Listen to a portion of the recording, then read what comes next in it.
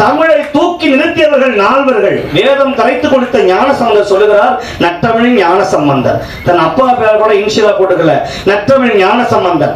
தமிழாகரன் ஞானசம்பந்தர், நற்றமிழுக்கு இந்துவ ஞானசம்பந்தன், தமிழ் சுற்றுமுற்றுமாயினான் ஞானசம்பந்தன், தமிழாகரன் ஞானசம்பந்தன், தமிழ் வழி நின்றான் ஞானசம்பந்தன். தமிழையும் ஞானசம்பந்தரையும் பிரிக்கவே முடியாது.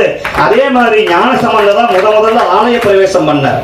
2000 ஆண்டுக்கு முன்னாடி மற்றவர்கள் இப்போ வந்தவங்களாம் செய்யல.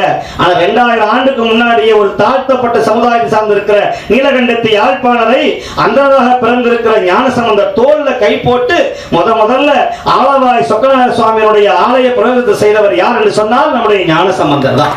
முதல் வார்த்தையை பார்த்தேன், பசித்தோர் முகம்பார் நல் அறமும் நட்பும் நன்று என்று இது நாட்டம் என்று இது சற்குரு பாதத்தை நம்பு அப்படின்னு எழுதிருக்குது. பசித்தோர் முகம் பாருன்னு போட்டிருக்கு, பசிச்சவங்க முகத்தை பாரியா அப்படின்னு.